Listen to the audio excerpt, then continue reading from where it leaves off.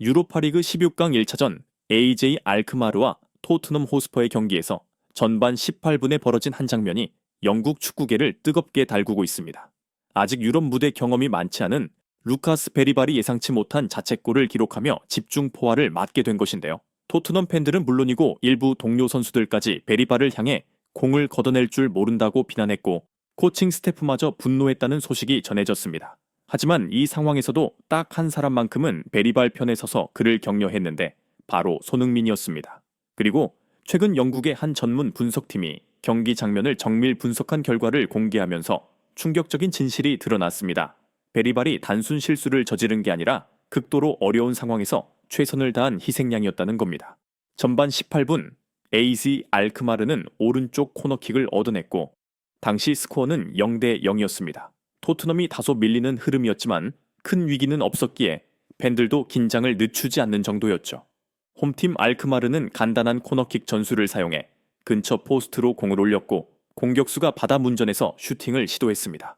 그 순간 스웨덴 출신의 젊은 미드필더 베리발이 반사적으로 몸을 날려 공을 막으려고 했는데 불운하게도 공이 중심을 제대로 맞추지 못했고 공이 반대로 회전하며 골문 안으로 들어가고 말았습니다. 이렇게 토트넘이 0대 1로 끌려가기 시작했고 그 실점으로 인해 알크마르가 완전히 경기 주도권을 잡아버렸습니다. 에이포레스 스타디움은 홈팬들의 환호로 가득 찼고 토트넘 선수들은 충격에 빠진 듯 했습니다. 특히 베리발이 머리를 감싸쥐고 좌절하는 모습이 화면에 잡혔는데 그때 손흥민이 다가가 그의 어깨를 감싸며 위로했습니다. 하지만 직후 곳곳에서 비난이 쏟아졌죠. 베리발은 너무 미숙하다. 저게 무슨 클리어링이냐. 등등 거센 비판이 이어졌고 일부 보도에서는 벤치와 코칭 스태프가 강한 불만을 드러냈다고 전했습니다. 이후 베리발은 경기 후 인터뷰에서 완전히 무너졌다고 털어놓았습니다. SNS에서는 그를 역적처럼 몰아붙이는 반응이 잇따랐고 팬들의 관심은 이 자책골에만 쏠려 있었습니다. 그런데 베리발은 손흥민 형이 유일하게 다가와 괜찮아, 이건 단순한 사고야 라며 어깨를 두드려줬다고 밝혔습니다.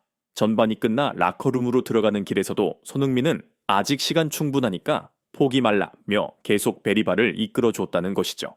영국 축구 전문가 그룹인 에스카이 스포츠 분석팀은 이 장면을 면밀히 살폈는데 알크마르 공격수 슈팅이 났고 빠른 궤적으로 날아왔고 공이 베리발에게 도달하기까지 채 1초도 안 걸렸다고 합니다.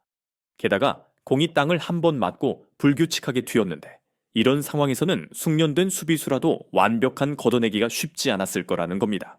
결국 베리발은 운이 나쁜 희생양에 불과했고 팬들이 그를 무능하다고 몰아간 것은 잘못이라는 결론이었습니다. 이번 사건을 통해 손흥민이 단순한 주장 그 이상이라는 점이 다시 증명됐습니다. 경기력만 탁월한 게 아니라 동료들이 실수했을 때 어떻게 감싸 안아줘야 하는지 몸소 보여줬기 때문이죠. 베리발은 이 자책골로 엄청난 정신적 타격을 입었지만 손흥민 덕분에 다시 일어설 힘을 얻었다고 말했습니다. 게다가 전문가들의 분석으로 진짜 문제는 베리발이 아니라 토트넘의 수비 조직과 예측 불가능한 공이 움직임에 있었다는 사실도 밝혀졌습니다.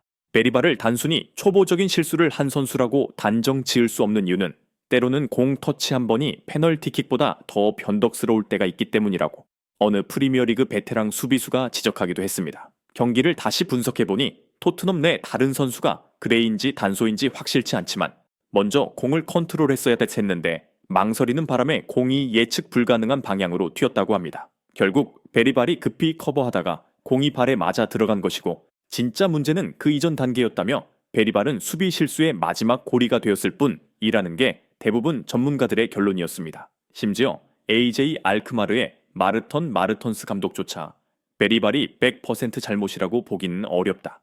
공이 매우 까다로웠고 그 역시 본능적으로 반응했을 뿐이라며 오히려 토트넘 내부가 잘못된 대상을 탓하고 있다는 견해를 내비쳤습니다. 동시에 손흥민이 베리발을 감싸는 모습을 인상 깊게 지켜보았다고 합니다. 손흥민이 그를 안으며 괜찮아, 너는 최선을 다했어 라고 하는 장면이 네덜란드 언론에서도 화제가 됐다. 손흥민은 정말 인간적인 품격을 보여줬다. 라며 마르턴스 감독은 칭찬을 아끼지 않았습니다. 반면 제임스 매디슨, 브레넌 존슨 등 몇몇 선수들은 경기 후 베리발에게 날카로운 말을 쏟아냈다고 전해집니다. 감독인 안제 포스테코글루 역시 언론을 통해 베리발을 두둔하지 않았고 그러다 보니 손흥민 혼자서 그를 보호하는 듯한 모습이 더 도드라지게 보였죠. 일부 전문가는 토트넘이 진정한 팀이 되려면 누군가 실수했을 때 책임을 함께 나누는 문화가 필요하다고 지적합니다. 세트피스 수비가 더 철저했다면, 세컨드볼 대응이 더 좋았다면 애초에 자책골로 연결될 장면이 나오지 않았을 것이라는 겁니다. 이 사건은 개인의 작은 실수가 아니라 조직 전체가 개선해야 할 문제였다고도 할 수 있겠습니다. 결국 이번 사건을 두고 손흥민이 보여준 스포츠맨십과 리더십이 재조명되고 있습니다.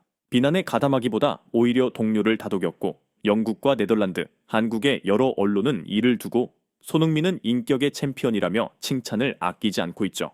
경기가 끝나자 영국 언론들은 앞다투어 10대 유망주의 자책골이라며 베리바를 조롱하는 기사들을 실었지만, 스카이 스포츠가 다각도 슬로모션 영상을 공개하면서 여론이 반전됐다는 점도 흥미롭습니다.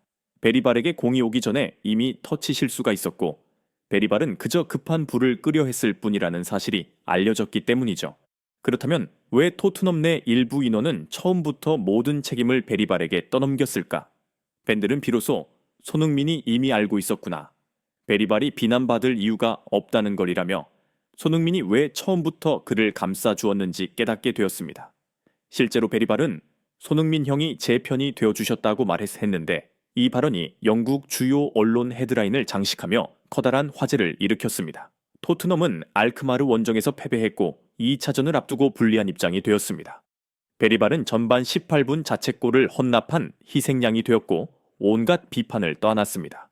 그러나 경기 재분석과 전문가들의 의견을 종합해보면 이는 오로지 베리발 탓이 아니라 예측 불가능한 공과 부실했던 수비 조직 탓이 컸습니다.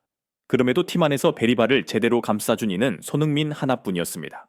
알크마르의 마르턴스 감독은 토트넘 내부에 분열이 있어 보인다, 손흥민 같은 리더가 있음에도 그는 너무 외롭게 싸우고 있다 라고 말했는데, 이는 지금의 토트넘이 얼마나 조직력이 흔들리고 있는지를 잘 보여줍니다. 이번 사건은 두 가지 현실을 드러냈습니다.